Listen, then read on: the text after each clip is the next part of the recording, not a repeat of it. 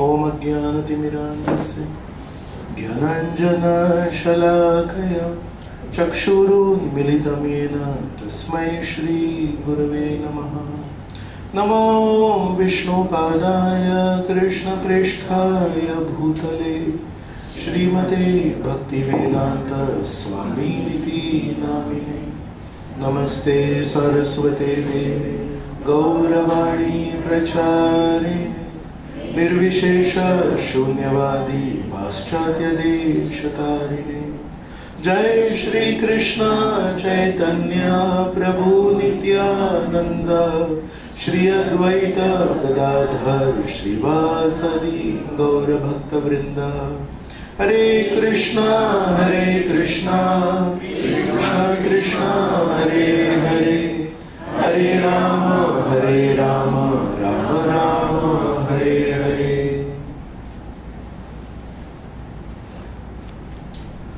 हरे कृष्णा, सर्वांचं स्वागत। मागच्या वेळेस आपण कुठल्या श्लोकापर्यंत चर्चा केली? 42 पर्यंत केली आपण।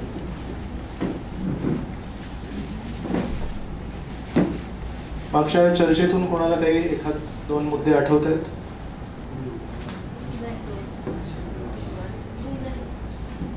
डूज अँड डोंट्स काय होते? डूज अँड डोंट्स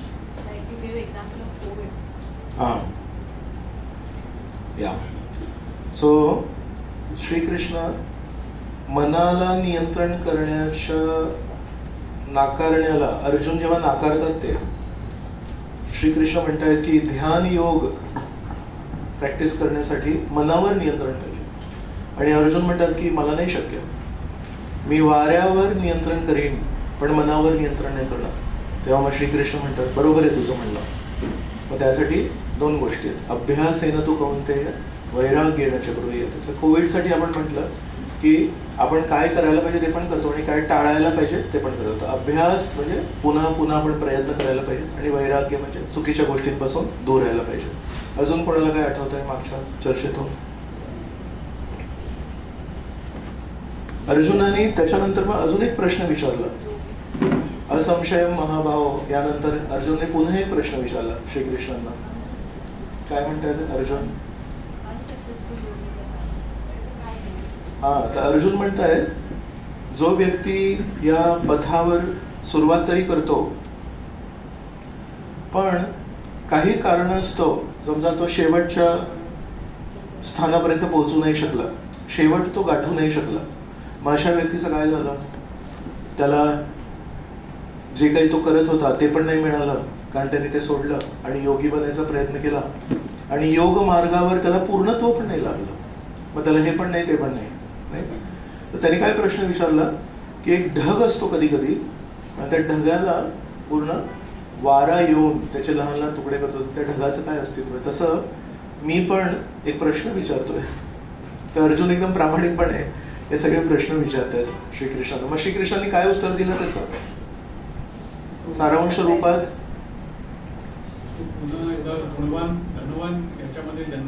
या व्हेरी गुड.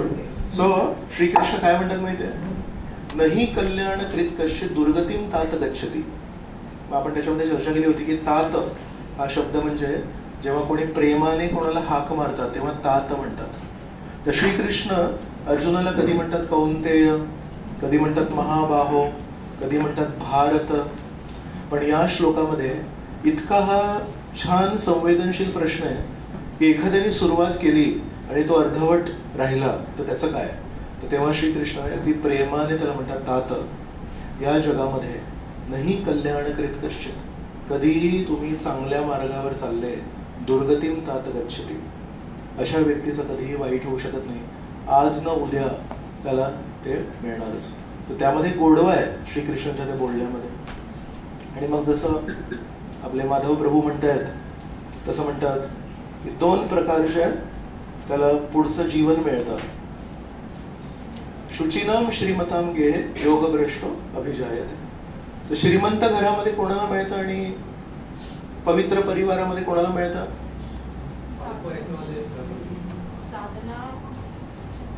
तुम्ही सगळे उत्तर देते, बाकीच्या पण थोडंसं. हा yes Prabhu. Very good. So दीर्घकाळ साधना करून जर अयशस्वी झाला असेल तर त्याला शुद्ध पवित्र परिवारात जन्म मिळतो पुढचं वाटचाल करण्यासाठी. आणि जर अल्पकाळ साधना करून हा जर अयशस्वी ठरला असेल तर त्याला मग एका श्रीमंत सुसमृद्ध परिवारामध्ये जन्म मिळतो. जेणेकरून दोन्ही परिस्थिती कशाला देत आहे श्रीकृष्ण त्याला, की त्याचा जो उरलेला एक करायचं त्याला यश गाठायचं आहे ते करायला सगळ्यात सोपं व्हायला पाहिजे. तर श्रीकृष्ण अयशस्वी व्यक्तीला पण मदत करतायत आणि अशी परिस्थिती निर्माण करून देत आहेत जेणेकरून त्याला पुढची वाटचाल अगदी सोपी जाईल. तर श्रीकृष्णांच्या दृष्टीने अपयश म्हणजे काय? आपल्या दृष्टीने अपयश म्हणजे जो मध्ये थांबला तो अपयशी झाला. पण श्रीकृष्णांच्या दृष्टीने अपयशी म्हणजे कोण? जो इच्छा सोडला. पुढे वाटचाल करायची इच्छा जर आपण ठेवली, प्रेरणा जर आपल्या हृदयात ठेवली तर श्रीकृष्ण क्षणोक्षणी पदोपदी आपल्याला मदत करायला तयार आहे. श्रीकृष्णांना त्याचा अपयश कधी वाटत नाही की हा मध्ये थांबला का. कधी कोणाला धाप लागते, कधी कोणाला काही वेगवेगळ्या आठवणी असेल, संस्कार असतील, माहिती नाही आपल्याला. पण जेव्हा आपण घसरून पडतो तेव्हा आपण उठायला पाहिजे. कधीही आयुष्यात आपण असं नाही विचार केला पाहिजे अरे मी घसरून पडलो, लागलं मला. तर श्रीकृष्ण म्हणतायत उठायची जबाबदारी तुझी आहे आणि पोहोचवण्याची जबाबदारी माझी आहे. फक्त श्रीकृष्ण कधी उठायला आपल्याला जबरदस्ती नाही करणार. आपण म्हणून नाही मी फसलो, मी थकलो, मी निराश झालो, श्रीकृष्ण गरज नाही एवढं सगळं करायची, रस्ता मोकळा आहे पुढे. पण आपण कधी कधी स्वतःवर ती परिस्थिती एक थोडी लांबवतो. त्याला आपल्या कर्मांमुळे कधी कधी वाईट परिस्थिती आपल्यावर येते, पण आपल्या विचारांमुळे ते आपण लांबतो. तर लांबवायची गरज नाहीये. जेवढं कर्मात मिळालंय तेवढं केलं तरी बरं आहे. एकदा प्रभुपाद इथे बॉम्बेला होते, जुहू बीचवर सकाळी मॉर्निंग वॉकला निघाले होते आणि तेव्हा एक भक्त मागे कदाचित थांबले, उशीर झाला त्यांना जॉईन करायला. तर हे प्रभुपाद आणि त्यांचे काही शिष्य समोर चालत होते, म्हातारे होते. प्रभुपाद डॉक्टरांनी सांगितलं होतं रोज सकाळी तुम्ही वॉकिंगला जायला पाहिजे म्हणून. तर एक भक्त त्याच्या मागून धावत पळत आले. तर मध्ये कुठेतरी छोटे दगड वगैरे असतील, जरी बीच आहे पण कधी कधी असतं काहीतरी, तर ते कुठेतरी लागलं त्यांना. तर माझे करत आले धावत पळत. मग प्रभुपाद म्हणाले अरे शूज कुठे तुझे? तर ते म्हणाले नाही मी शूज नाही घालत. तर प्रभुपाद म्हणाले आपल्या जीवनामध्ये तपस्या ऑलरेडी आहे, अजून एक्स्ट्रा तपस्या करायची गरज नाहीये.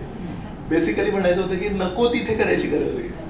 सो आपली तपस्या काय ना, आंतरिक तपस्या आहे, मानसिक तपस्या आहे. योग्य नेहमी विचार ठेवावे, योग्य चेतना ठेवायची, ती तपस्या सगळ्यात कठीण तपस्या आहे. आणि ती तपस्या करण्यासाठी पाया चपला वगैरे घालून जर केलं तरी काही प्रॉब्लेम नाहीये.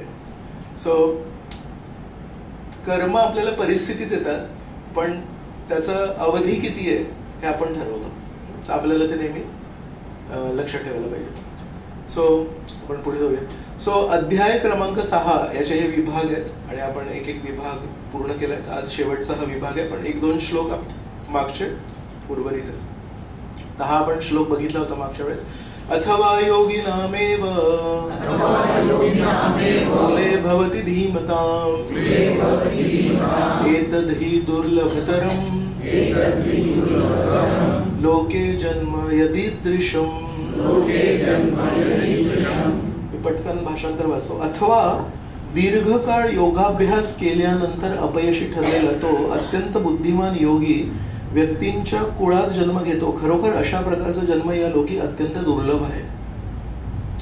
लहानपणापासून आजूबाजूला समजा सगळं आई वडील भाऊ बहीण चुलत मावस सगळे भावंड विचार करा, जर विष्णू भक्त असतील तर किती ते दुर्लभ जन्म येतो. तो जन्म मिळणं खरंच खूपच दुर्लभ आहे. तर अशा प्रकारे श्रीकृष्ण स्वतः म्हणतात जन्म तो सोपा नाही.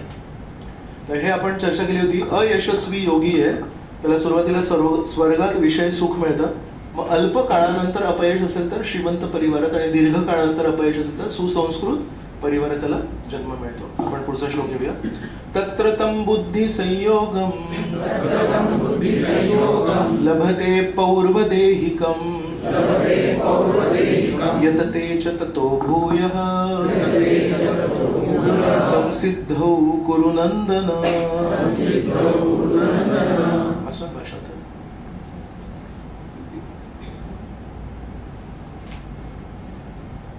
हे कुरुनंदन, असा जन्म मिळाल्यावर तो आपल्या पूर्वजन्माच्या दिव्य चेतनेचे पुनरुज्जीवन करतो आणि परिपूर्ण सिद्धी प्राप्त करण्यासाठी पुन्हा प्रयत्न करतो. सगळं काही श्रीकृष्ण अरेंज करून देतात अशा व्यक्तीला.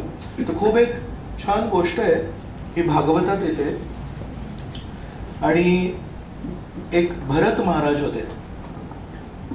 अनेक लाखो वर्षांपूर्वी एक ऋषभ म्हणून राजे होते आणि त्यांना परमेश्वराचा एक अंश मानला जातो. त्यांची 100 मुलं होती. मी चित्र दाखवलं तर सगळेजण तुम्ही चित्राकडे बघता, पण आपली मेन पॉइंट कथा आहे.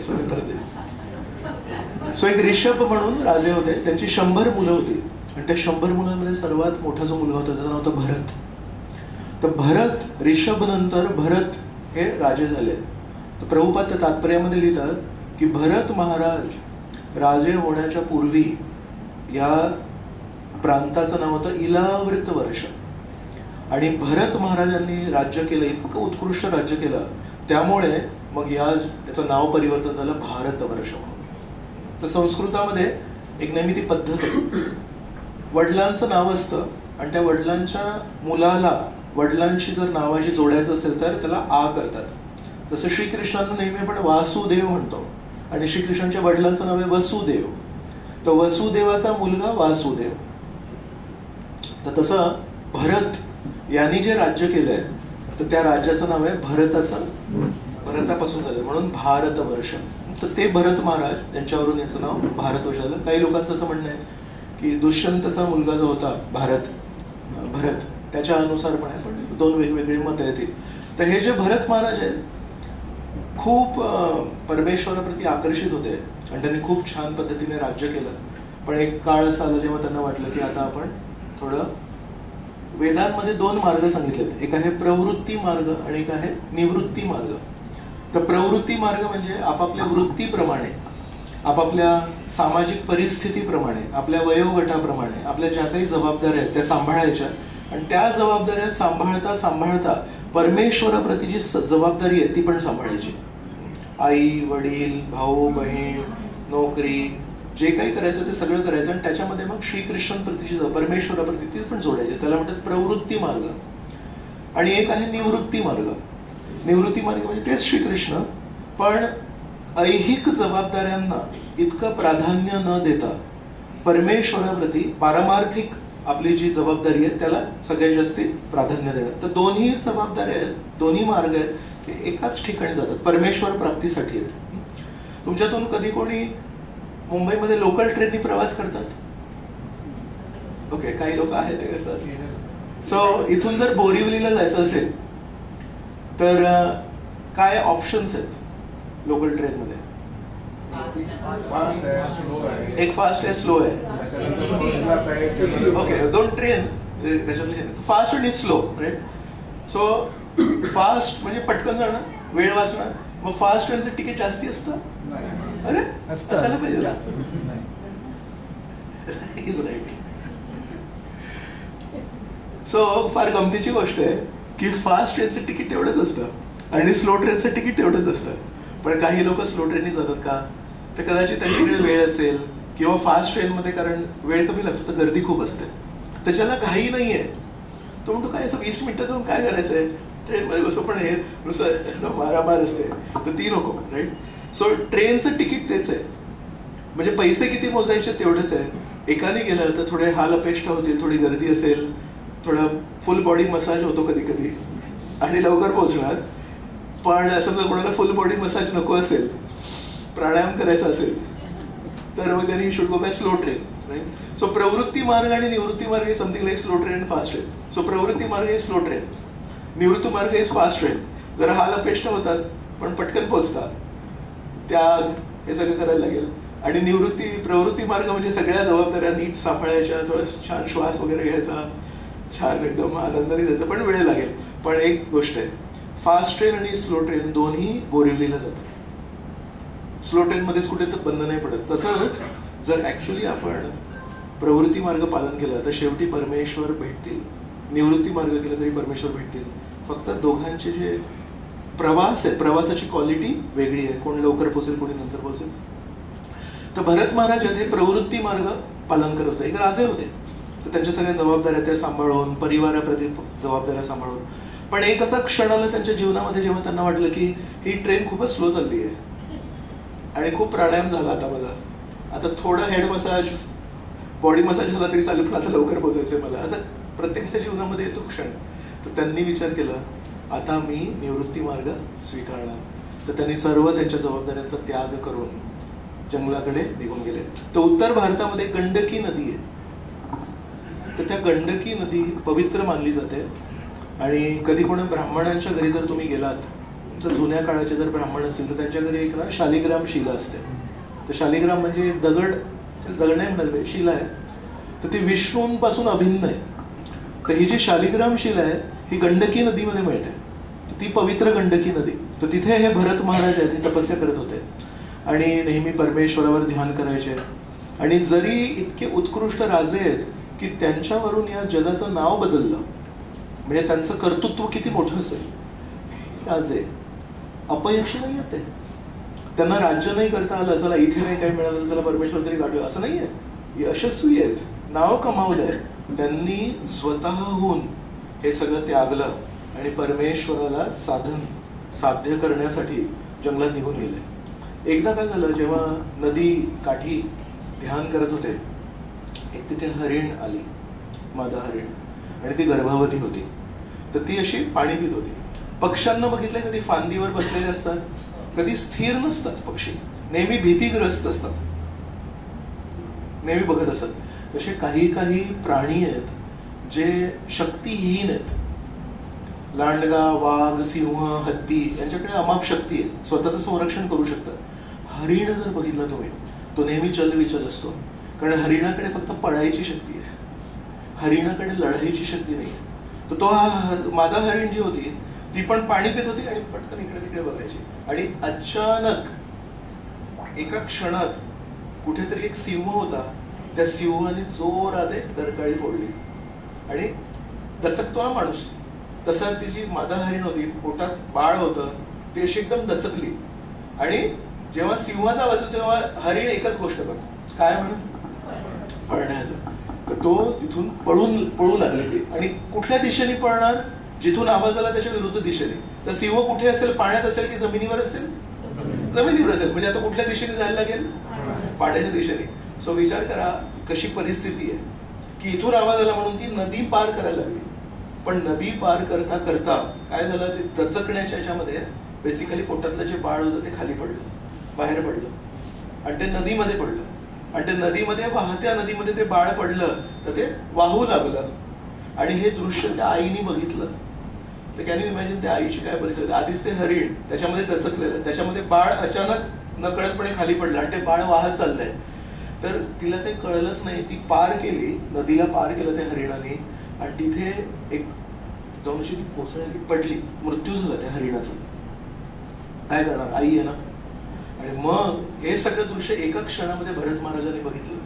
तर भरत महाराजांचं हृदय एकदम कोमळ होतं, कारण परत दुःखी जे मागच्या वेळेस शिवरात्रीच्या क्लासला आले होते त्याच्यावर आपण भरपूर चर्चा केली. शंकरजींनी दुसऱ्यांच्या दुःखाच्या निवारणासाठी विष प्राशन केलं तसं. तर हे पण म्हणतायत की अरे माझी साधना महत्वाची आहे, पण एक हरिणाचं बाळ हे लहानसं माझ्यावर पूर्ण अवलंबून आहे आणि ते वाहत चाललंय, मरण पावेल, त्याला वाचलं पाहिजे. तर साधना सोडून गेले, पळत पळत त्या बाळाला घेतलं आणि स्वतःकडे आणलं. आणि ते लहानसं बाळ अचानक बाहेर पडलेलं, पोटाच्या बाहेर पडलेलं, ते किती, त्याची काय परिस्थिती असेल. तर याचं छान संगोपन केलं, नीट काळजी घेतली, शुश्रूषा केली त्या बाळाची. आणि हे सगळं करता करता हळूहळू त्या बाळासाठी आई कोण? भरत महाराज. त्या बाळासाठी वडील कोण? भरत महाराज. त्या बाळासाठी सर्वस्व कोण? कारण त्या अजून कोणी हरिण पण आहे, काका मावशी कोणी नाही त्यासाठी. तर मग एकटे भरत महाराज.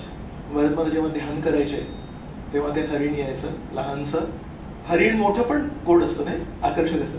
लहान हरिण किती आकर्षक असेल. ते लहान येणार आणि त्याला इथे जिथे शिंग येतात तिथे लहानपणी ते शिंग आलेली नाही आहेत, तसे 2 छोटेसे टोक होते इथे. ते 2 टोक भरत महाराजांच्या पाठीला त्या लावायचं आणि लक्ष वेधित करायचं. तर भरत महाराज जप करायचे किंवा ध्यान करायचे, मध्येच मागे बघायचे. म्हणतो असं नाकाने येऊन असं आई मला लक्ष दे, पप्पा माझ्याकडे लक्ष द्या, त्या भावनेने करत करत करत करत यांच्या भावना त्या हरिणामध्ये गुंतल्या. तो कधी हरिण थोडासा असा दृष्टी आड गेला आणि हे जर ध्यान करतायत तर मध्येच यांचं ध्यान स्थिरता जी होती ध्यानामध्ये ती तुटायची आणि लगेच बघायचं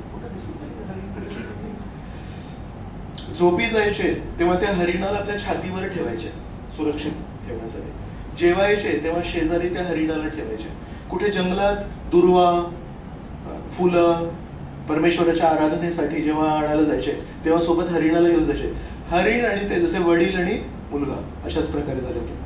असं करत करत एक अशी परिस्थिती निर्माण झाली की ज्या कार्यासाठी भरत महाराजांनी सर्व यश सोडलं होतं, स्लो ट्रेन मधून फास्ट ट्रेन मध्ये प्रवेश केला होता, तर त्या फास्ट ट्रेन मध्ये प्रवेश करायचा हेतू बाजूला राहिला आणि त्या हरिणामध्ये ते पूर्णपणे गुंतले. तर जेव्हा मृत्यू समोर आला तेव्हा त्यांच्या मनामध्ये परमेश्वराचा विचार न येता त्यांनी हरिणाचा विचार केला.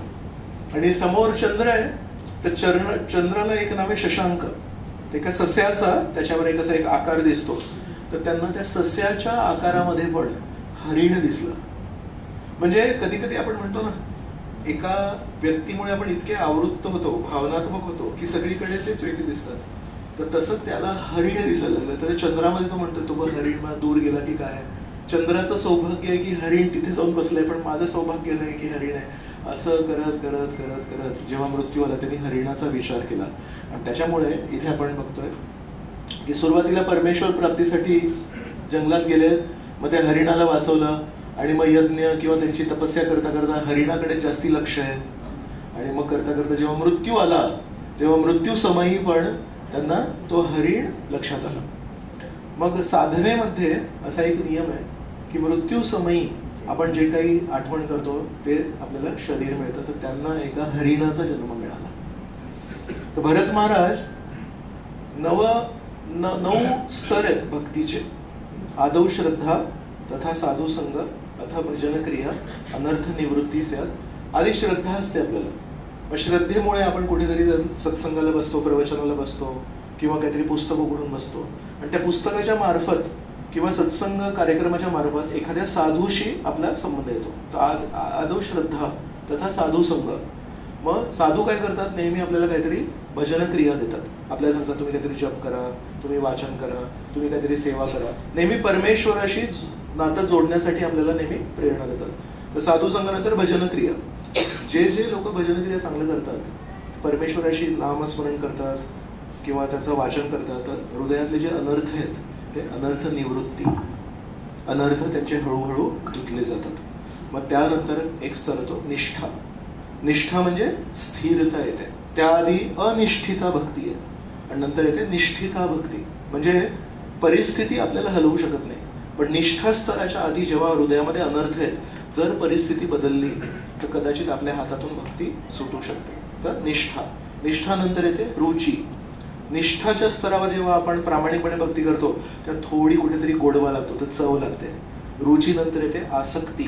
मग परमेश्वराप्रती एक आकर्षण आणि एक आसक्ती निर्माण होते. त्याच्यानंतर येते भाव. भाव म्हणजे मनामध्ये भावना निर्माण होतात परमेश्वराप्रती. जसं आपल्या जगात ऐहिक नात्यांप्रती कोणाप्रती कशा भावना निर्माण होतात, तशा परमेश्वराला आपण ऍक्च्युली एक जिवंत व्यक्ती म्हणून जाणीव होते. आता आपण फक्त बुद्धीच्या स्तरावर समजतोय, पण परमेश्वराला पण भावना आहेत का, आणि त्या भावना आपल्या हृदयामध्ये जागृत होण्यासाठी भरपूर लांब प्रवास आहे. भावस्तर. आणि भावस्तरानंतर आहे प्रेमस्तर. तर भरत महाराज भावस्तरावर होते.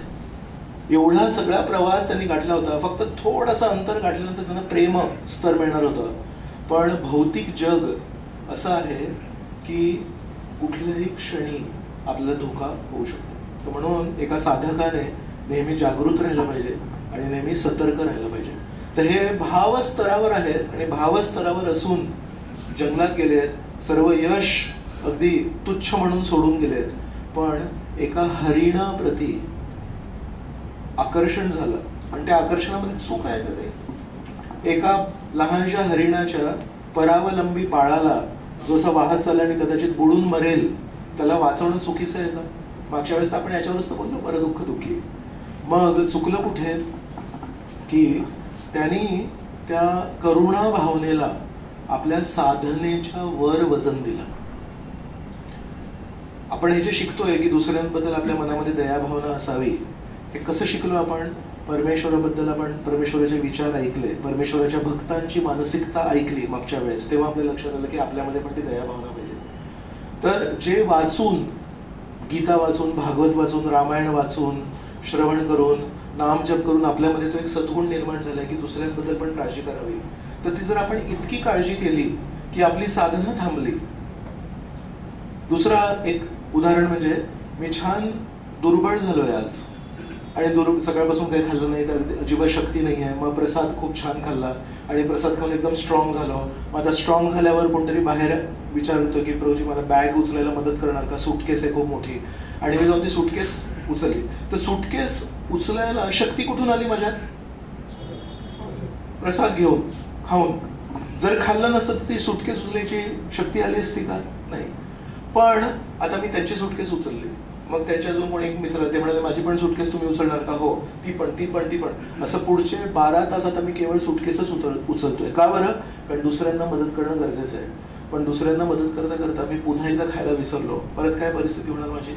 आता मी सुटकेस पण नाही उचलू शकत आणि मी आजारी पण पडेल. सो कधी कधी आपण तो सिक्वेन्स विसरतो की कारण आपण चांगली साधना करतोय म्हणून आपल्याला सेवेसाठी प्रवृत्ती मिळते, म्हणून आपल्याला सेवा गोड लागते, म्हणून आपल्याला आपली काही चांगले सद्गुण निर्माण होतात. पण ते सद्गुण जेव्हा आपण प्राप्त करतो तर त्या सद्गुणांच्या जर आपण आहारी गेलो आणि हे विसरलो की या सद्गुणांची आई आहे साधना.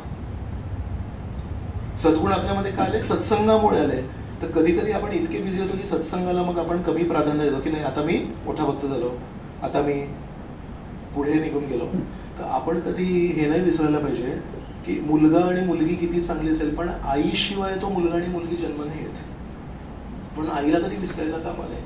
तर यांचं काय झालं भरत महाराजांचं की इतके दयाळू झाले आणि इतके त्या लहानशा बाळाची काळजी घेऊ लागले की परमेश्वराला विसरले, साधना टाळू लागले आणि सतत परमेश्वराचं चिंतन करण्यापेक्षा ते त्या हरिणाचं चिंतन करू लागले. तिथे त्याचं चुकलं आणि म्हणून त्यांना हरिणाचं शरीर मिळालं. पण परमेश्वर कसे आहेत? त्या श्लोकामध्ये काय लिहिलंय? तत्रतम बुद्धी संयोगम लभते पौर्वदेहिकम. तर पौर्वदेहिकमला काय म्हणतायत मराठी भाषांतर? पूर्वदेहापासून. श्रीकृष्ण आहेत ना, लहानशी आपण केलेली सेवा पण लक्षात ठेवतात. तर श्रीकृष्णाने म्हटलं जरी याच्याकडून चूक झाली आणि जरी हा आता हरिण झालाय पण यांनी गेल्या आयुष्यामध्ये आधी प्रवृत्ती मार्ग पण केला होता आणि निवृत्ती मार्ग पण केला होता, याला मलाच गाठायचं होतं. पण कधी कधी होते चुकतं. त्यांनी काय केलं? पूर्व देहाची स्मृती पूर्णपणे त्या हरिणाला दिली.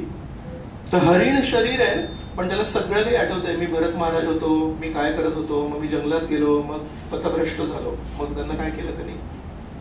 त्यांनी जन्मताच हरिण आई जी होती त्याची तिला सोडून ते एक पुलह आश्रम म्हणून जागा आहे आणि त्या पुलह आश्रमामध्ये नेहमी साधू संत राहतात.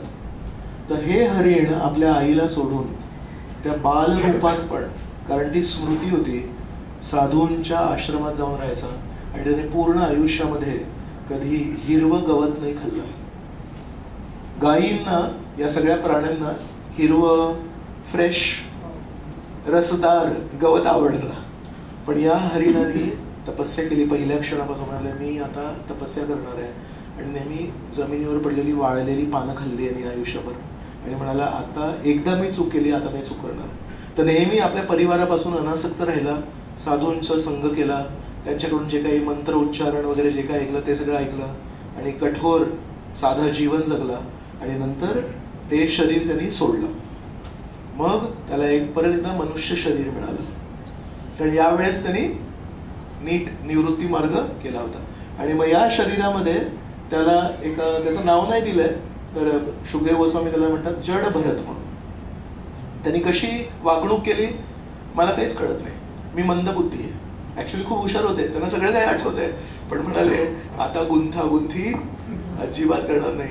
तर ज्या परिवारात त्यांनी जन्म घेतला त्या परिवाराशी कधी बोलले नाही, भावंडांशी कधी बोलले नाही, आई वडिलांशी कधी बोलले नाही आणि थोडं वेड्यासारखं वागायचे.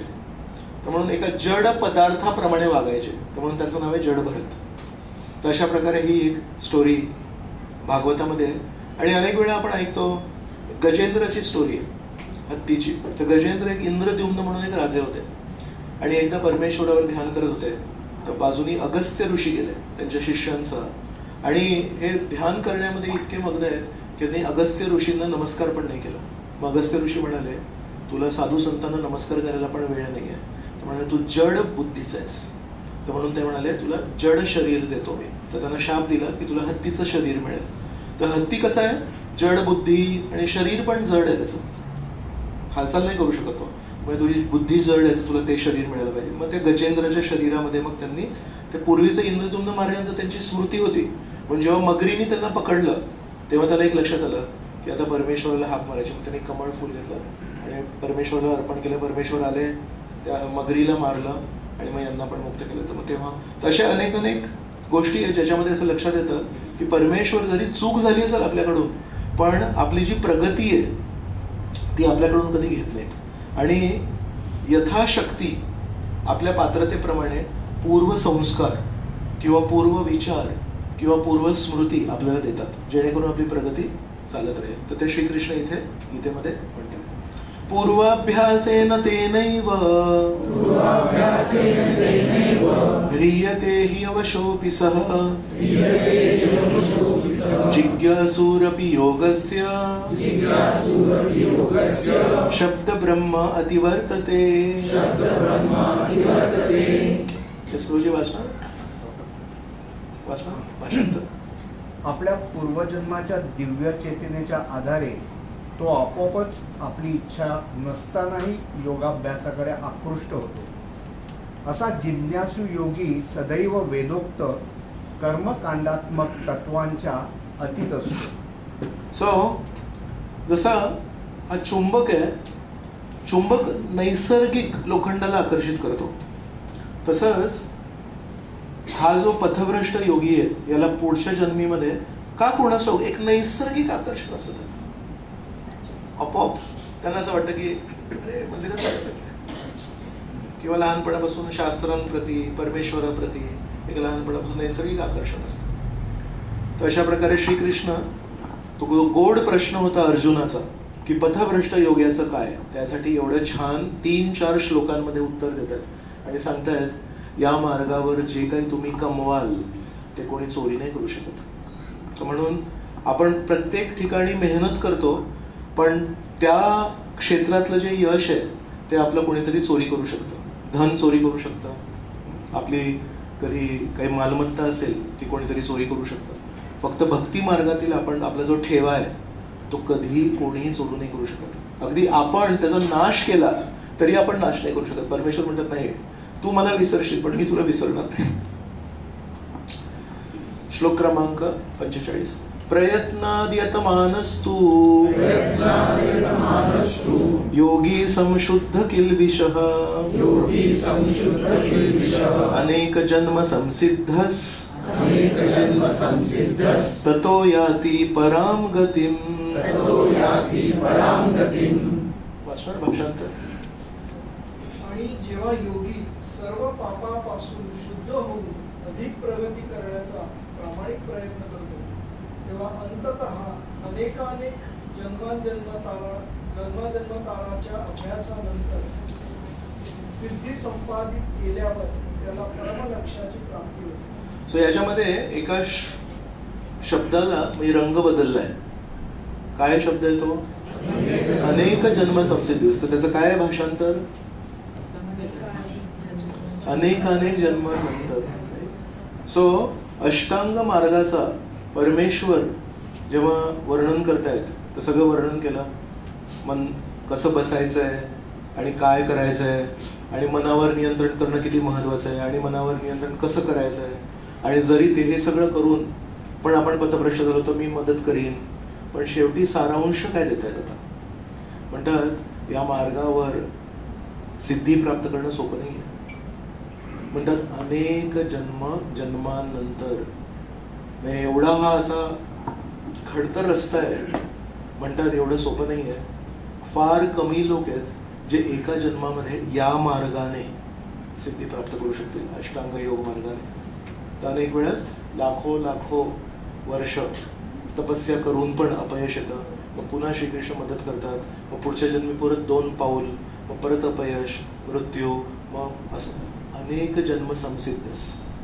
तर आपल्याला माहिती पाहिजे हे की आपण वेगवेगळे मार्ग, कर्मयोग होता 3ऱ्या अध्यायात, 4थ्या अध्यायामध्ये ज्ञान योग होता आणि आता 6व्या अध्यायामध्ये ध्यान योग आहे. आपण शिकलो की अष्टांग योगी क्लिष्ट तपस्या करूनही अनेक जन्मानंतर यश मिळवतो. हे कोण म्हणताय या श्लोकामध्ये? श्रीकृष्ण स्वतः म्हणतात. तर हे 4 मार्ग श्रीकृष्ण गीतेमध्ये येतात. कर्मयोग मार्ग, ज्ञान योग मार्ग, ध्यान योग मार्ग आणि भक्ती योग मार्ग. तर आपण या तिघांवर चर्चा केली आणि आता श्रीकृष्णांचं म्हणणं आहे की हे पण अनेक जन्मांचा मार्ग आहे हा. तर आपण याच्यानंतर आता पुढे 2 श्लोक उरले त्याच्यावर चर्चा करू. तपस्विभ्यो अधिको योगी ज्ञानीभ्योऽपि मतोऽधिकः कर्मिभ्यश्च अधिको योगी तस्माद् योगी भवार्जुन. भाषांतर वाचू. योगी मनुष्य हा तपस्वी, ज्ञानी आणि सकाम करती व्यक्तीपेक्षाही श्रेष्ठ आहे. म्हणून हे अर्जुना सर्व परिस्थितीत योगी हो. तर श्रीकृष्णांचं म्हणणं आहे की आपण योगी व्हायला पाहिजे. आणि योग या शब्दाचं आपण विश्लेषण सुरुवातीलाच केलं होतं. मग योग म्हणजे संबंध जोडणे. तर श्रीकृष्णांचं म्हणणं आहे की जे तपस्या करतात, अर्थात या पूर्ण अध्यायामध्ये तपस्येचाच मार्ग होता. एका ठिकाणी बसायचं, शुद्ध ठिकाणी बसायचं, नासिका आग्रह, ते सगळं बरोबर. तर म्हणतात तपस्विभ्यो अधिको योगी. की खरी गोष्ट आहे की फक्त तपस्या करून आपण परमेश्वराला प्राप्त नाही करू शकत. केवळ तपस्वी कोणी व्यक्ती असेल, अगदी तो मोजकं खातो, मोजका श्वास घेतो. काही काही योगी आहेत 4 मिनिटामध्ये 3 मिनिटामध्ये 1 श्वास घेतात. तो प्राणायाम करून तेच असतं ना, कुंभक रेचक काय आहे पूरक, की पटकन श्वास घ्यायचा आणि सोडायचा लांब सोडायचा. तर त्याच्याने कॅपॅसिटी वाढते. आणि वेदांमध्ये असं वर्णन आहे की आपल्या आयुष्याचा अवधी आपण किती श्वास घेणार आहे त्याच्यामध्ये ठरलेलं आहे. तर म्हणून प्राणायाम करून श्वास दीर्घ का करतात? की तेवढं आयुष्य आपलं वाढेल म्हणून. पण एवढं सगळं करून श्रीकृष्णांचं म्हणणं आहे की तपस्विभ्यो अधिको योगी. की हे सगळं करून परमेश्वराशी जर आपला संबंध नाही जोडला तर म्हणाले रुचकर नाही ते. तर जे लोक परमेश्वराशी संबंध जोडत आहेत ते श्रीकृष्णांच्या मतानुसार तपस्वी व्यक्तीपेक्षा पण श्रेष्ठ आहे. ज्ञानीभ्योपी मतोधिक. कोणी खूप विद्वान व्यक्ती आहे पण श्रीकृष्णांचं म्हणणं आहे ते सगळं ज्ञान मिळवून त्याला परमेश्वराप्रती काही आकर्षण निर्माण झालंय का नसेल झालं तर म्हणतात एखादा व्यक्ती जो परमेश्वराला संबंध जोडण्यासाठी आसुसलेला आहे तो व्यक्ती एखाद्या ज्ञानी व्यक्तीपेक्षा पण श्रेष्ठ आहे. कर्मीभ्यश्च अधिको योगी. की एखादा प्रामाणिक योगी हा कर्मनिष्ठ, कर्तव्यनिष्ठ व्यक्ती आहे. सगळे कर्तव्य पालन करतो तो, पण त्या सगळ्या कर्तव्यांचं पालन करता करता त्याला परमेश्वराप्रती जे कर्तव्य आहे त्याची जाणीव पण नाही, किंवा जाणीव असेल तर त्याला काही घेणं देणं नाही. तर अर्थात या 3 वाक्यांमध्ये ऑलमोस्ट संपूर्ण जग येतं. तर कधी कोणी तपस्वी असतील, कधी कोणी ज्ञानी असतील, कधी कोणी कर्मी असतील. श्रीकृष्णांचं म्हणणं आहे की शेवटी परमेश्वराला प्राप्त करण्यासाठी आपण नेहमी प्रयत्नशील असलं पाहिजे. आणि शेवटी म्हणतात तस्माद योगी भवार्जुन. आणि म्हणून हे अर्जुना हे सगळं कर तू जर इच्छा असेल तर, किंवा तुझी प्रवृत्ती स्वभाव असेल तर. पण म्हणाले की नेहमी योग मार्गाचा आपण कधी त्याग नाही करायला पाहिजे आणि योग मार्गावर नेहमी आपण पुढे जायला पाहिजे. तर आपण श्रीकृष्ण इथे जे म्हणतायत त्याला समजून घेण्यासाठी आपण म्हणालो होतो ना, अष्टांग योग मार्गाचा एक मूलभूत एक पुस्तक सांगितलं होतं मी, आठवत आहे? पतंजली योग सूत्र. श्रीकृष्णाचा सारांश आहे, कारण श्रीकृष्णांचा मार्ग नाही आहे. अष्टांग योग मार्ग श्रीकृष्णांचा मार्ग नाही आहे. श्रीकृष्णांचा मार्ग नंतर आहे. तर हा जो मार्ग आहे श्रीकृष्णांनी पतंजलीचा जो योग मार्ग आहे त्याच्यातून काही काही मुख्य मुद्दे आपल्याला सांगितले. तर त्याचे पतंजली योग सूत्र आहेत. त्याच्यामध्ये जसे तुम्हाला माहितीसाठी 4 विभाग आहेत. तर एक पाद, विभाग 1 म्हणजे समाधी पाद, एक विभाग. पाद म्हणजे 1/4. संस्कृत भाषेमध्ये पाद म्हणजे 1/4. तर समाधीपाद, साधनापाद, विभूतीपाद आणि कैवल्यपाद असे हे 4 भाग आहेत पतंजली योगसूत्राचे. तर समाधीपाद मध्ये 16 नंबरचं जो सूत्र आहे त्यामध्ये काय लिहिलंय, तत्परम पुरुष ख्यातेर गुण वैतृष्णाम. त्याचं भाषांतर काय आहे वाचलं? ही सर्वोच्च अनासक्ती तेव्हा घडते जेव्हा भौतिक स्वरूपाच्या वैशिष्ट्यांच्या इच्छेपासून मुक्तता आणि परम भगवानाची पूर्ण जाणीव असते. सो तिथे वैराग्यावर जेव्हा विश्लेषण केलंय तर तिथे पण ते काय सांगतायत की अनासक्ती जर पाहिजे असेल तर ती अनासक्ती जर पूर्णपणे पाहिजे असेल तर कशामुळे होते, जेव्हा परमेश्वराप्रती पूर्ण जाणीव निर्माण होते आणि परमेश्वराप्रती जाणीव झाल्यामुळे या जगातील मग नको त्या गोष्टींपासून अनासक्ती निर्माण होते. सो जर आपल्याला खरोखर चुकीच्या गोष्टींपासून दूर जायचं असेल तर चुकीच्या गोष्टींपासून दूर जाणं थोडं कठीण आहे, पण योग्य गोष्टींच्या जवळ जाण्यासाठी जर आपण प्रयत्न केला तर योग्य गोष्टींच्या जवळ जाता जाता आपोआप चुकीच्या गोष्टींपासून आपण दूर जातो. तर म्हणून एक सकारात्मक मार्ग आहे. पण या सकारात्मक मार्गामध्ये कठीण आहे का, राधाकृष्णांचं जो चित्र होतं, कार्यक्रम सुरू व्हायच्या आधी आपण आणि हरे कृष्ण कीर्तन केलं तर राधाकृष्णांचं सुंदर चित्र आहे, राधाकृष्णांचं सुंदर कीर्तन केलं आपण, छान राधाकृष्णांना भोग अर्पण करून आपण प्रसाद खातो. तर हा एक मार्ग आहे की परमेश्वराप्रती आसक्ती वाढवायची आणि परमेश्वराप्रती जेवढं आपण आसक्त होऊ तेवढं आपण चुकीच्या गोष्टींपासून आपोआप नैसर्गिक स्वाभाविक दूर जाऊ.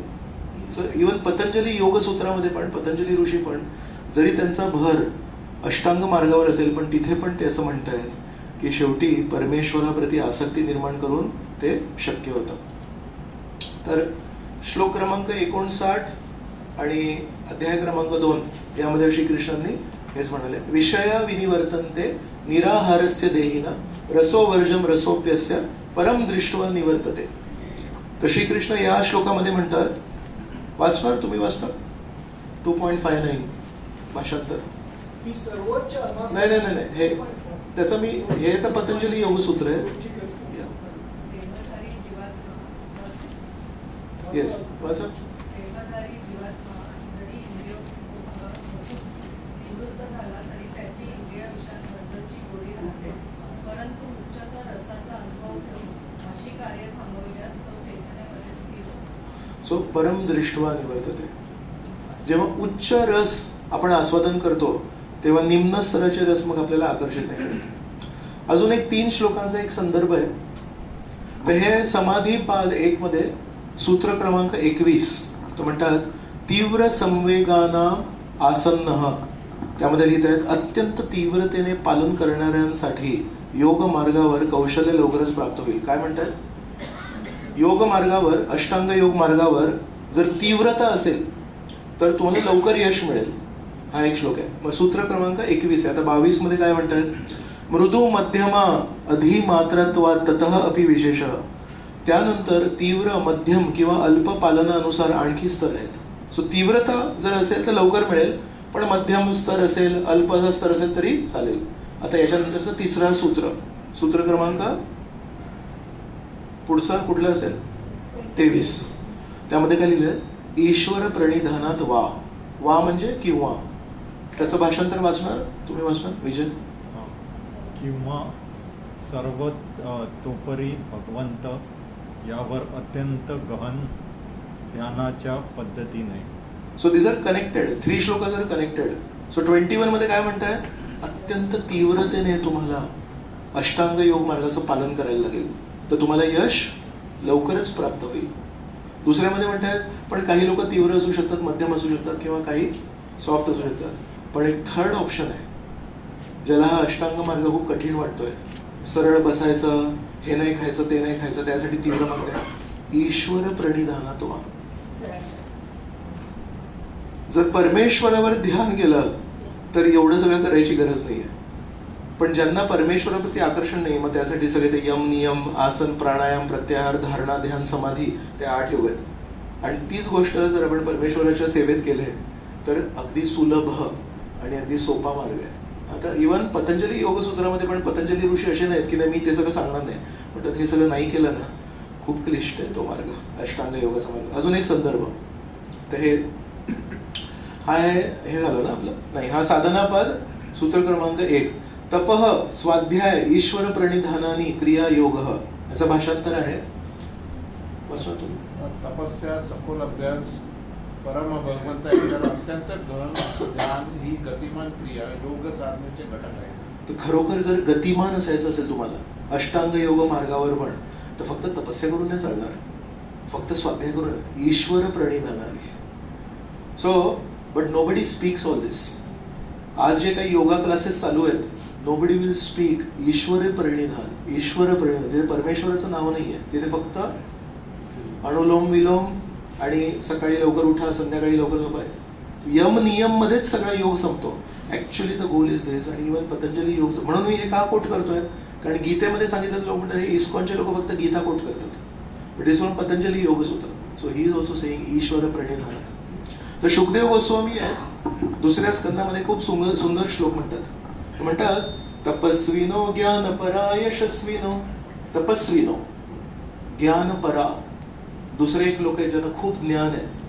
तपस्विनो ज्ञानपरा यशस्विनो, आणि ज्यांनी या जगामध्ये खूप यश गाठलंय. मनस्विनो, ज्यांचं मनावर खूप नियंत्रण आहे. मंत्रविदो, आणि ज्यांना मंत्र उच्चारणामध्ये ती शक्ती आहे. सुमंगला, किंवा काही लोक आहेत जे शुभ क्रियांमध्ये गुंतलेले आहेत. तर म्हणतात क्षेमम न विंदन्ति विनाय दर्पणम तस्मै सुभद्र श्रवसे नमो नमः. म्हणतात क्षेमम न विंदन्ति विनाय दर्पणम. या सगळ्या लोकांना शेवटचं स्तर जर गाठायचं असेल, एकदम उंच यश जर गाठायचं, क्षेमम न विंदन्ति विना य दर्पणम. श्रीकृष्णांना जेव्हापर्यंत तुम्ही संबंध जोडत नाहीत आणि जेव्हापर्यंत तुमचं कौशल्य श्रीकृष्णांना अर्पण नाही करत, तेव्हापर्यंत 90% तुम्ही गाठू शकता, पण शेवटचा 10% सगळ्यात डिफिकल्ट असतो. सो जेव्हा आपण आजारी पडतो, कारण इथे काही डॉक्टर बसलेत, ताप समजा 104 पर्यंत पोहोचलाय, तर 104 वरून 100 पर्यंत आणणं सोपं आहे. तर तो शेवटचा जो टप्पा आहे तो actually come to 98.6, that is the most difficult thing. So similarly यश जर पाहिजे असेल तर सुरुवातीला यम नियम हे सगळं जर केलं तर आपण थोडी प्रगती करू पटकन. पण ऍक्च्युअली जर 100% यश गाठायचं असेल तर ऑलवेज इट इज सेड परमेश्वराला विसरता कामा नये, परमेश्वराला विसरता कामा नये. आणि हे सगळ्या गोष्टी भक्ती योग मार्गामध्ये आपल्यासारख्या साधारण लोकांना, ज्यांनी कधी यम नियम नाही केले, ज्यांनी कधी प्राणायाम नाही केला, ज्यांनी कधी दीर्घ श्वास नाही केला, ते सगळं आपल्याला श्रीकृष्ण गीतेद्वारे आणि प्रभुपादांनी विशेष या जगामध्ये हा भक्ती मार्गाचा प्रचार करून आपल्याला सांगतायत की हे सगळं एवढं सगळं लांब लचक करायची गरज नाही आहे, आपण भक्ती मार्ग करू शकतो. सो हा अजून एक संदर्भ आहे. अहिंसा सत्य अस्तेय ब्रह्मचर्य अपरिग्रह यमः जाती देश काल समय अनविच्छिन्न सार्वभौम महाव्रतम. तर हे जे इथे दिले होते अहिंसा सत्य अस्तेय ब्रह्मचर्य अपरिग्रह, हे म्हणतायत तुम्ही बदलू नाही शकत. उपरोक्त नियम स्थिती स्थान वेळ आणि परिस्थिती अनुसार समायोजित केले जाऊ शकत नाही. ते योग मार्गाच्या सर्व टप्प्यांशी संबंधित आहेत, महान व्रत आहेत. पण शौच संतोष तपः स्वाध्याय ईश्वर प्रणिधानानी नियमः, शुद्धता बाह्य किंवा आंतरिक, समाधान तपस्या आणि परम भगवंत यांवर तीव्र ध्यान हे करण्याजोगे आचरण आहे. सो अगेन रिपीटेडली ना ईश्वर प्रणिधानात, ईश्वर प्रणिधानात. सो श्रीकृष्णांचं या श्लोकामध्ये असं म्हणणं आहे की एखादा परमेश्वराशी संबंध जोडणारा योगी हा अत्यंत कठीण तपस्या पालन करणाऱ्या तपस्वीपेक्षा पण श्रेष्ठ आहे. आपल्याला ते पटत नाही. कोणी व्यक्ती असतील असे एकदम एकाग्र चित्ताने बसलेले असतील तर आपल्याला वाटतं अरे काय प्रभूजी हे पुढे पोचले. पण एखादा भक्त असेल जो परमेश्वराप्रती आकर्षण निर्माण करतो, तर तो साधारण दिसणारा भक्त त्या मोठ्या तपस्वीपेक्षा श्रेष्ठ आहे परमेश्वराच्या दृष्टीने. अत्यंत विद्वत्ता प्राप्त असलेला अगदी बुद्धिमान कोणीतरी व्यक्ती आहे, पण त्याला जर परमेश्वराप्रती आकर्षण नसेल तर श्रीकृष्ण म्हणतात एखादा योगी त्याच्यापेक्षा पण श्रेष्ठ आहे. आणि तिसरं म्हणतात अत्यंत पुण्यवान कर्मे यामध्ये पारंगत असलेला कर्मनिष्ठ व्यक्ती आहे, पण त्याला पण जर परमेश्वराप्रती आकर्षण असेल तर श्रीकृष्ण म्हणतात कर्मीभ्यश्च अधिको योगी तस्माद योगी भवार्जुन. तर एक योगा इन्स्टिट्यूट आहे, ते सांताक्रूजला आहे. तसे असे योगा शिकवणारे बरेच इन्स्टिट्यूशन्स आहेत. तर हरिद्वार ऋषिकेशला एक खूप फेमस इन्स्टिट्यूशन आहे. तर ते काय करतात, त्यांनी फक्त ती 4थी ओळ घेतली आहे आणि त्यांच्या इन्स्टिट्यूशनचं एक ब्रीद वाक्य म्हणतो ना आपण, तसं त्यांनी लिहिलंय तस्माद योगी भवार्जुन. तर म्हणतात की योगी बनावे, तर म्हणतात चला योगाभ्यास करा. पण श्रीकृष्ण जे योगी म्हणतायत ते सांगत नाहीत. ते कोणी ईश्वर प्रणिधानाबद्दल कोणी बोलत नाहीत. तर प्रभुपादांना एकदा गीता संमेलनासाठी बोलवलं होतं. तेव्हा प्रभुपाद गीतेवर सगळ्यात मोठे प्रचारक होते. तर म्हणाले तुम्ही पण या. तर जेव्हा प्रभुपाद तिथे गेले तेव्हा त्या पूर्ण मंडपामध्ये श्रीकृष्णाचा फोटो नव्हता. तिथे फक्त एक असा एक दिवा असतो ना समई, तशी ती समई होती आणि मग वेगवेगळे साधू होते आणि सगळ्यांना एक एक त्यांनी ती ज्योत लावायला. तेव्हा प्रभुपादांना मग जेव्हा बोलायला दिलं तेव्हा प्रभुपाद म्हणाले तुम्ही गीतेवर संमेलन ठेवताय पण गीता ज्यांनी बोलली त्या व्यक्तीला तुम्ही बाहेर काढताय. How can you take out Krishna. तर अनेक वेळा गीतेवर जेव्हा व्याख्यानं देतात किंवा गीतेवर ज्यांनी त्यांचं तात्पर्य दिलंय ते श्रीकृष्णाबद्दल जास्ती बोलत नाहीत. तर गीता एक ज्ञान म्हणून बघतात आणि त्याच्यातून आपल्या कामाच्या ज्या गोष्टी त्या घेतात. पण आपण हे विसरतो की या गीतेचा उद्देश काय की गीतेद्वारे आपल्याला परमेश्वराप्रती आकर्षण निर्माण व्हावं. सिंपल. अर्जुन आहेत ज्यांना गीता सांगितली आणि अर्जुनाने गीता ऐकून त्यांचा रिस्पॉन्स काय, त्यांचा निष्कर्ष काय. शेवटी अर्जुन म्हणतात की मी युद्ध नाही करणार आहे. मग त्यांना गीता सांगितली आणि ती गीता ऐकून स्वीकार करून अर्जुन कुठल्या निष्कर्षाला पोचले. तर म्हणतात की माझं जे काही कौशल्य आहे, मला जे काही करायचं आहे ते मी तुमच्या आज्ञेनुसार करेन. नष्टमोह स्मृतिर्लब्धा त्वत्प्रसादात मया अच्युता स्थितोस्मी गतसंदेह करिष्ये वचनम तव. तर आपण जर त्या निष्कर्षाला पोचलो म्हणजे आपल्याला पण गीता समजली. ओरिजिनल जो माणूस आहे तो ज्या निष्कर्षाला पोचला आपण पण त्या निष्कर्षाला पोचला पाहिजे. तो निष्कर्ष सोडून जर आपण दुसऱ्या निष्कर्षाला पोचलो तर आपण कुठेतरी विसरलो. म्हणून हे खूप महत्वाचं आहे. तर आपण शिकलो भगवंत यांच्या दृष्टीने आपली तपस्या, विद्वत्ता, कर्मनिष्ठता याला फारसे महत्व नाहीये. त्यांच्याशी संबंध जोडण्याला मात्र सर्वाधिक महत्व आहे. आणि म्हणून वडिलांना मुलांची पडलेली असते आणि म्हणून ते श्रीकृष्ण जरी आपण त्यांना स्वीकारत नाही पण म्हणतात यदा यदा हि धर्मस्य ग्लानिर्भवति भारत अभ्युत्थानम धर्मस्य तदात्मानं सृजामि. मी जेव्हा जेव्हा धर्माची ग्लानी होईल आणि अधर्माची वाढ होईल तेव्हा मी येईल. अजून कोणी नाही म्हणत. अजून कोणाला सांगितलं तेव्हा येतात. आपुलकी म्हणतो ना आपण. आपुलकी केवळ श्रीकृष्ण नाही. केवळ श्रीकृष्ण हे आश्वासन देतात जेव्हा जेव्हा ही परिस्थिती निर्माण होईल तेव्हा तेव्हा मी येईन. जसं वडील म्हणतात तुझ्या जीवनात कधी काही त्रास झाला तर मी नेहमी आहे तुझ्या पाठीशी. तर हे आपल्याला ना कधी कोणी स्पष्टपणे सांगितलं नाही. आपण बऱ्याच क्रिया, पूजा, तपस्या, उपवास, तीर्थाटन सगळं करतोय पण आपल्याला कोणी हे नाही सांगितलं हे सगळे उपवास करण्यापाठीमागे उद्देश आहे की परमेश्वराप्रती आकर्षण निर्माण व्हायला पाहिजे. सगळं तीर्थाटन करून शेवटी परमेश्वराप्रती आकर्षण निर्माण व्हायला पाहिजे. तर शेवटचा श्लोक. आता योगी तस्माद योगी भवार्जुना सांगितलं श्रीकृष्णांनी. आता श्रीकृष्ण म्हणतात योगिनाम अपि सर्वेषां मद्गतेनान्तरात्मना श्रद्धावान् भजते यो मां समे युक्त तमो मतः. कोण वाचतो? तुम्ही वाचतो भाषांतर. तुम्ही वाचा माताजी. तुम्ही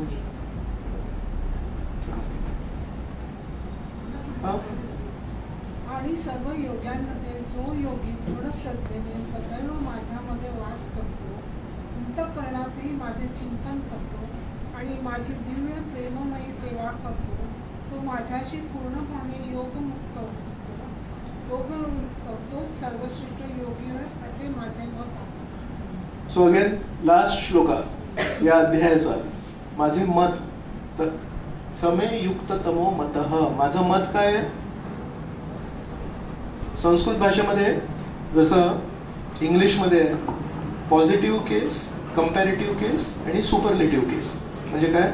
गोड, अधिक गोड, सर्वाधिक गोड, चांगला, खूप चांगला, अत्याधिक चांगला. तसं तर युक्त म्हणजे माझ्याशी संबंध आहे. युक्त, युक्त तर म्हणजे मोर बेटर आणि युक्त तम म्हणजे द बेस्ट. सो जो कर्मयोग करतो, जो आपल्या इच्छेप्रमाणे आपल्या प्रवृत्तीप्रमाणे सगळे कर्म करतो आणि शेवटी त्याचे जे फळ आहेत ते श्रीकृष्णांना अर्पण करतो, त्याला लिटिल अट्रॅक्शन इज देअर, म्हणून तो श्रीकृष्णांना अर्पण करतो. तो ही इज युक्त, कमीत कमी त्याने संबंध जोडला, पण ते खालच्या लेवलचा. मग जो ज्ञान प्राप्त करतो आणि श्रीकृष्णांची पोझिशन काय आहे, श्रीकृष्णांचं स्तर काय आहे हे जाणून घेतो आणि त्या भावनेने श्रीकृष्णांना अर्पण करतो. तो कर्मयोगी कोण आहे? सो आपला निर्णय स्वतः घेतोय आणि फळ श्रीकृष्णांना अर्पण करतो. Good, better than 99% of the population. पण ज्ञानयोगी काय करतो? आधी वाचतो श्रीकृष्ण नक्की आहे तरी कोण, श्रीकृष्णांनी असं का केलं, श्रीकृष्णांनी तसं का केलं, श्रीकृष्णांच्या भावना अशा काय, तर अजून तो खोल जातो, श्रीकृष्णांच्या व्यक्तिमत्वामध्ये खोल जातो. आणि जसं जसं त्याला श्रीकृष्णांबद्दल कळत जातं तसं तसं त्याचं आकर्षण वाढत जातं. तर तो जो ज्ञानयोगी आहे तो युक्त तर आहे, he is better than the कर्मयोगी. पण Shrikrishna here is not talking about युक्त अँड युक्त तर, म्हणतात युक्त तम, बेस्ट योगी. तर योगीनामपि सर्वेषां, सर्व योगींमध्ये कोण आहे? मदगतेन अंतरात्मना, जो नेहमी हृदयामध्ये माझं चिंतन करतो. श्रद्धावान, नेहमी श्रद्धेने भजते यो माम, जो नेहमी माझी सेवा करतो, प्रेममयी सेवा करतो. समय युक्त तमो मतः. तर म्हणून भगवान श्रीकृष्ण यांना प्रसन्न करण्यासाठी एक भक्त वेगवेगळ्या कार्यात व्यस्त असतो का, की सर्व काही श्रीकृष्ण करतील याची वाट बघतो? तुम्हाला प्रश्न आहे. एक भक्त आहे जो भक्ती योगाचा मार्ग अवलंबन करतोय, तो नेहमी काही ना काहीतरी सेवा करून परमेश्वराला प्रसन्न करण्याचा प्रयत्न करतो, की तो म्हणतो सब काम करेंगे राम, हम बैठे आराम. What is your opinion? म्हणजे असेल हरित देईल खाटल्यावरी असं हा, म्हणतात. असेल हरित देईल खाटल्यावरी. तो ती भक्ताची व्याख्या आहे की ती आळशी व्यक्तीची व्याख्या आहे? Okay, good. So you have learned Gita. आपण एवढा जो काही प्रयत्न केला, इतके दिवस, इतके महिने, तो यशस्वी झाला. तुम्हाला हे लक्षात आलं, असेल हरी, असेल हरी म्हणजे तिथे संशय. ॲज सून ॲज यू से असेल हरी, भक्त कधी म्हणू शकत नाही असेल हरी. भक्त काय म्हणेल? आहेच, आहेच. आणि आहेच म्हणजे मला माझी काळजी घेणार आहे, त्यांनी न मागता मला इतकं दिलंय, तर आज मी मागणार नाही, आज मी त्यांना देणार. तर म्हणून जर एखादा भक्त खूप प्रयत्नशील आहे, नेहमी प्रयत्न करतोय परमेश्वराला प्रसन्न करण्यासाठी, मग तो कर्मयोग मार्गाचे सिद्धांत पालन करतोय की? सिद्धांत, he is busy. So he is busy with his body. शरीर खूप बिझी आहे त्याचं. का? परमेश्वर आहेच, पण परमेश्वरासाठी मी काही केलं नाही आजपर्यंत. परमेश्वर सगळ्यांची काळजी घेत आहेत, पण मी थोडी काळजी घेतो भगवंताची. तर तो कर्मयोगाच्या सिद्धांतांचे पालन करतोय ना. सो हे भक्त आहेत, हे मंदिरामध्ये किचन मध्ये सेवा करतात. काही भक्त आहेत ते मंदिरामध्ये येऊन, महिला आहेत त्यांना स्वयंपाक येतो किंवा भांडी घासायच्या येतात, तर ते मंदिरामध्ये येऊन भांडी घासतात किंवा काही सेवा करतात. मंदिरामध्ये नोबडी गेट्स पेड है ना. हॉटेलमध्ये जाऊन आपण काम केलं तर आपल्याला कमीत कमी पगार मिळेल. मंदिरामध्ये जर आपण जाऊन हे कुकिंग करतायत काहीतरी, ते कोणतरी भांडे घासतील किंवा काय करतील, हू गेट्स पेड? मंदिरामध्ये कोणाला मिळतं? पण समाधान मिळतं की मला जे काही येतं ते मी परमेश्वरासाठी आठवड्यातून एकदा, एक तास जाऊन काहीतरी सेवा केली मी. कोणाला सुधा मूर्ती माहितीये? कोण आहे Sudha Murthy? She is no longer that, she has surpassed him. एक काळ होता जेव्हा Sudha Murthy was the wife of Narayana Murthy. नाव Narayana Murthy is the husband of Sudha Murthy. So just yesterday I think, 1 किंवा 2 दिवसाआधी she was nominated for Rajya Sabha also. पण Narayana Murthy is not nominated. Narayana Murthy is the same person. Sudha Murthy is gone आहे. So Sudha Murthy आहे, दर वर्षात 1 आठवडा तिरुपती मंदिराच्या किचन मध्ये जाऊन ते सेवा करतात, भाजी कापतात. त्यांचा फोटो येतो. तर त्यांना विचारलं होतं की तुम्ही काय करताय? तर म्हणे नाही, आपण हे सगळं करतो ते करायचंच आहे, पण शेवटी परमेश्वराला विसरू नाही शकत. तर सगळे काम धंदे सोडून तिथे एका साधारण अशिक्षित बाईसारखे जाऊन तिथे भाजी कापतात आणि तिरुपती मंदिरामध्ये सेवा करतात. सो ही असे काही काही लोक आहेत ज्यांनी अजूनही संस्कृती टिकून ठेवली. कृष्ण आणि कृष्ण कोण आहेत हे समजून घेण्यासाठी भक्त पुस्तके वाचतो का, की फक्त त्यांच्या भावनांबद्दल किंवा काल्पनिक विचारांबद्दल चर्चा करत असतो. मला ना असं वाटतं, मला असं वाटतं की कृष्ण खूपच गोड आहेत आणि कृष्णांचे ओठ असे लाल आहेत ना, ते बघून मला ॲपलची आठवण येते. आणि श्रीकृष्णांचे कुरवळे केस आहेत ना, ते बघून मला ती आठवण येते. आणि मला ना श्रीकृष्णाचा तो गोंडस चेहरा खूपच आवडतो. पण त्यांना जर कधी काही प्रवचन बोलवलं किंवा आपण पुस्तक वगैरे वाचू नये कृष्णाबद्दल, इकडचे तिकडचे विषय नाही, but they prefer to be on the emotional platform. त्यांना श्रीकृष्णाचं सत्य जाणून नाही घ्यायचंय. माझ्याकडे एक व्हॉट्सअपचा मेसेज आहे, नंतर मी फॉरवर्ड करतो आपल्या ग्रुपवर, तो पुढे फॉरवर्ड करू नका. तो एक काय नाही करावं त्याचा सॅम्पल आहे तो. तर त्याच्यामध्ये लिहिलंय, मला ते बोलायला पण कठीण आहे, पण ठीक आहे, तुम्हाला एक उदाहरण माहिती पाहिजे काय काय काय चालू आहे. म्हणतात राधे कृष्ण मतलब क्या, राह दे कृष्ण. राधिका कृष्ण मतलब क्या, राह दिखा कृष्ण. अजून एक दोन आहे ते आठवत नाहीत मला, पण आता अचानक मला आठवलं. म्हणजे बसल्या बसल्या आणि शेवटी लिहिलंय बोलो श्रीकृष्ण की जय.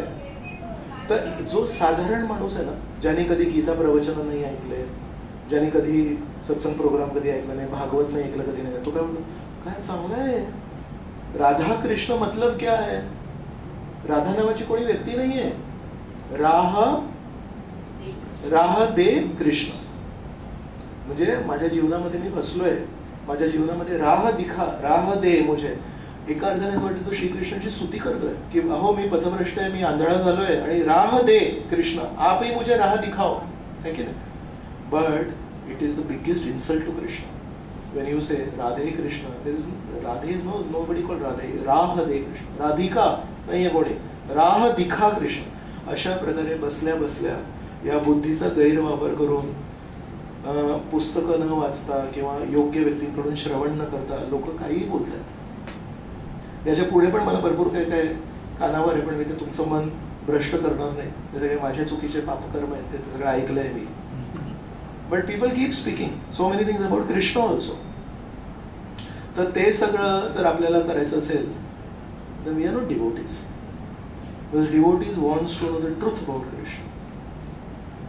एक असते इमेज आणि एक असतो व्यक्ती. तर मीडियामध्ये नेहमी एका व्यक्तीची इमेज बनवतात, पण ऍक्च्युली आपल्याला त्या व्यक्तीला भेटायचं असेल तर मीडियामध्ये जे रिपोर्ट्स येत आहेत, जे फोटो येतात, त्याच्याकडे जास्ती लक्ष नसतं द्यायचं. ऍक्च्युली त्या व्यक्तीला जाऊन भेटायचं असतं, मग आपल्याला कळतं की तो व्यक्ती खरा कोण आहे. तर या जगाच्या न्यूजपेपर्समध्ये, मासिकांमध्ये, कादंबऱ्यांमध्ये, मृत्युंजयमध्ये श्रीकृष्णांची एक इमेज बनवली. That may not be the real Krishna, but real Krishna is available in the Gita, real Krishna is available in the Bhagavat, real Ram is available in the Ramayan. He is not available in the warrior prince, the sun prince and all those books. तर बरेच लोकांनी बरेच काही काही पुस्तकं लिहिले आहेत आणि अगदी गलिच्छ गोष्टी लिहिल्या आहेत आणि त्यांना कधी कधी साहित्य अकॅडमी अवॉर्ड पण या देशामध्ये मिळतो. We should not get fooled by that. So anyway, coming back to the point, Krishna आणि कृष्ण समजून घेण्यासाठी भक्त पुस्तके वाचतो का, की फक्त त्यांच्या भावनांबद्दल किंवा काल्पनिक विचारांबद्दल चर्चा करत असतो. सो मग तो ज्ञानयोग मार्गाचे सिद्धांत पालन करतोय की.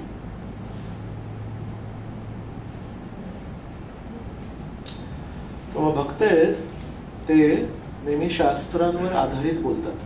मला असं वाटतं, माझ्या कंपनीमध्ये माझे बॉस होते, ते श्रीकृष्णाबद्दल असं म्हणायचे, पण त्या श्रीकृष्णांवर वक्तव्य करण्यासाठी त्यांची काय पात्रता आहे, that we don't ask.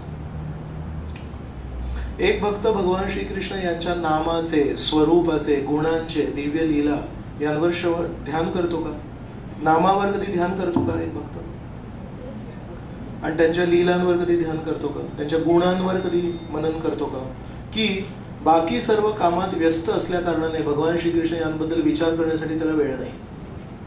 What is the reality? First one. मग तो ध्यान योग मार्गाचे सिद्धांत पालन करतोय की, राईट. सो एक कर्मयोगी आहे, तो फक्त काम करतो आणि कर्मांची फळं परमेश्वराला अर्पण करतो, तो कधी ध्यान नाही करत. तो ही सो बिझी, त्याला ध्यान करायला वेळ नाहीये, त्याला पुस्तक वाचायला वेळ नाही. एक ज्ञान योगी आहे, तो नेहमी लायब्ररीत असतो, त्याला सेवा करायला वेळ नाही आहे. तो म्हणतो नाही मला ते पुस्तक वाचायचं, मला ते पुस्तक वाचायचं, पण त्याला सेवा करायला वेळ नाही, त्याला ध्यान करायला वेळ नाही. आणि अष्टांग योग मार्गावर जे आहेत ते यम नियम प्राणायाम आसन हे ते याच्यामध्ये एवढे बिझी आहेत, त्यांना पुस्तकं वाचायला वेळ नाही किंवा सेवा करायला वेळ नाही आहे. पण भक्त काय करतो? भक्त म्हणतो नाही मला श्रीकृष्णाची ना चांगली सेवा करायची आहे, जाणून घ्यायला लागेल की श्रीकृष्णांना काय आवडतं आणि श्रीकृष्णांना काय नाही आवडत, म्हणजे पुस्तकं वाचायला लागतील. सो तो ज्ञान योगाच्या सिद्धांताचे पालन करतो. बरं आता मी सगळं वाचलं, श्रीकृष्ण असे आहेत, मग श्रीकृष्णांना हे आवडतं, श्रीकृष्ण लहानपणी असं केलं, हे केलं, ते केलं, मग आता मी काय करायचं? फक्त वाचत राहायचं? नाही, मी पण काहीतरी करतो. व्रजवासींनी एवढी सेवा केली, द्वारकावासींनी एवढी, अर्जुनांनी सेवा केली, पांडवांनी सेवा केली, मीच एकटा उपाशी राहिलो, मला पण काहीतरी श्रीकृष्ण. तर तो फक्त वाचन वाचन वाचन नाही करत, तो काहीतरी प्रत्यक्षात घडवून आणतो. तर तो कर्मयोगाच्या सिद्धांताचं पण पालन करतो. आणि जे काही त्यांनी ऐकलंय, जे काही वाचलंय, जे काही सेवा केली आहे, त्याच्यामध्ये अजून गोडवा निर्माण होण्यासाठी अधूनमधून परमेश्वराच्या नामाचं चिंतन करतो. परमेश्वराने त्या भक्ताला कसं वाचवलं, परमेश्वर त्या भरत महाराज 2 वेळा चूक केली, पण भरत महाराजांना बरोबर योग्य शरीर देऊन, स्मृती देऊन शेवटी त्याला बाहेर काढलं त्या विहिरीतून, विस्मरणाच्या विहिरीतून श्रीकृष्णाने बाहेर काढलेला. तसं मनन करतो, म्हणजे तो ध्यानयोग पण करतो. म्हणून भक्त कर्मयोगाच्या सिद्धांतांचं पालन करून कर्मयोगाचे जे फायदे आहेत ते पण घेतो. भक्त ध्यान योगाचा सिद्धांताचं पालन करून ध्यान योगाचे जे काही कर्तव्य ते करतो आणि त्याचे जे फायदे ते पण घेतो. आणि ज्ञान योगाच्या सिद्धांताचं पालन करून ज्ञान योगाचे पण जे फायदे ते पण घेतो. So he takes the best for everything. For what? Only one purpose, परमेश्वर तुम्हाला प्रसन्न करायचं. सो म्हणून श्रीकृष्ण म्हणतात की सर्व योगींमध्ये सर्वश्रेष्ठ तो आहे जो नेहमी माझ्या मनामध्ये चिंतन करतो आणि प्रेमाच्या भावनेने माझी सेवा करतो. समयुक्त तमोमत. माझं मत हे की तो सर्वश्रेष्ठ आहे. म्हणजे याचा अर्थ एक भक्त जो भक्तियोगी आहे, कर्मयोगी पण आहे, ज्ञानयोगी पण आहे आणि तो ध्यानयोगी पण आहे. तर इथे हा 6वा अध्याय आज समाप्त झाला. आणि जस्ट पटकन आपण सांगूया, पहिल्या अध्यायामध्ये श्रीकृष्णांनी गीतेचं एक बॅकग्राऊंड आपल्याला मांडली आणि दुसरा आपण त्याच्यावर चर्चा केली होती की पहिल्या अध्यायामध्ये गीता समजून घेण्यासाठी अधिकार काय, पात्रता काय, याच्यावर आपण चर्चा केली. दुसऱ्या अध्यायामध्ये श्रीकृष्णांनी ज्ञान द्यायला सुरुवात केली. अर्जुनाने जेव्हा समर्पण केलं की आपण शरीर नाही, आपण आत्मा आहे, मग त्याच्या आधारावर आपण आपलं जीवन जगायला पाहिजे. म्हणून मग तिसऱ्या अध्यायामध्ये, दुसऱ्या अध्यायानंतर कर्मयोग आला की आपलं कर्तव्य काय आहे, आपण कसे देवतांवर अवलंबून आहोत, परस्परावलंबी जीवन जगायचं, यज्ञ ही तत्व आपल्याला श्रीकृष्णाने तिसऱ्या अध्यायात सांगितलं. मग त्या नीट समजून घेण्यासाठी यज्ञ किती प्रकारचे आहेत. तिसऱ्या अध्यायापर्यंत आपल्याला असं वाटलं की यज्ञ फक्त अग्निहोत्र यज्ञ असतं, पण चौथ्या अध्यायामध्ये ज्ञानयोग यामध्ये श्रीकृष्णांनी 13 वेगवेगळ्या प्रकारचे यज्ञ सांगितले. एक स्वाध्याय यज्ञ आहे, एक आहे तपो यज्ञ आहे, एक आहे ब्रह्मचारी व्रते स्थित, तो एक यज्ञ करतोय, गृहस्थ पण काही यज्ञ करतायत. तर अशा प्रकारचे 13 वेगवेगळे यज्ञ सांगितले. तर त्याच्यामध्ये ज्ञान योगामध्ये सांगितलं. मग 5व्या अध्यायामध्ये सांगितलं की आपण या ज्ञानाच्या आधारावर परमेश्वराप्रती समर्पित जीवन कसं जगू शकतो. आणि मग तिथे मग पद्मपत्र इवांभसा, कसं आपण चिखलात राहायचंय, या चिखलामध्ये जन्म घेतला असेल पण त्या चिखलाचा स्पर्श आपल्याला होऊ नाही द्यायचा आहे. जसं कमळाचं पान आहे, ते चिखलामध्ये जन्म घेतं पण चिखलाचा त्याला स्पर्श होत नाही. तर श्रीकृष्णाने ती उपमा वापरली. आणि हे सगळं करून मग 6व्या अध्यायापर्यंत श्रीकृष्णाने आपल्याला आणलं की 6व्या अध्यायामध्ये मग सांगितलं की ध्यान योग हा पण मार्ग आहे. आता 7वा अध्याय ते 12वा अध्याय हा मधला झाला. म्हणजे पूर्वीचे 6 अध्याय, मग मधले 6 अध्याय, तर शेवटचे 6 अध्याय. तर आता पहिले जे 6 अध्याय ते आपले संपले. एक प्रस्तावना म्हणू आपण त्याला. ओव्हरऑल एक वरून जर बघितलं, विहंगावलोकन जर केलं, तर पहिले जे 6 अध्याय आहेत हे बेसिकली कर्म मार्गावर आपल्याला मार्गदर्शन करतात. आणि अध्याय क्रमांक 7 ते अध्याय क्रमांक 12 हे विहंगावलोकन जर वरून बघितलं तर भक्ती मार्गावर आपल्याला मार्गदर्शन करतात. आणि शेवटचे जे 6 अध्याय आहेत, अध्याय क्रमांक 13 ते अध्याय क्रमांक 8, ते पुन्हा एकदा आपल्याला ज्ञान मार्गावर आपल्याला मार्गदर्शन करतात. तर पुरणपोळी असते, वर पापुत्रा असतो, खाली पापुत्रा, मध्ये पुरण असतं, ते महत्वाचं असतं. तसं श्रीकृष्णाने काय केलं, कर्मयोगाचे 6 अध्याय आणि ज्ञान योगाचे 6 अध्याय याच्यामध्ये मुख्य गोष्ट ठेवली आहे. 7वा, 8वा, 9वा, 10वा, 11वा, 12वा हे 6 अध्याय. आपण पुढच्या सेशन पासून 7व्या अध्यायामध्ये प्रवेश करणार आहोत. आपल्या सर्वांचं स्वागत आहे. हरे कृष्ण. येस.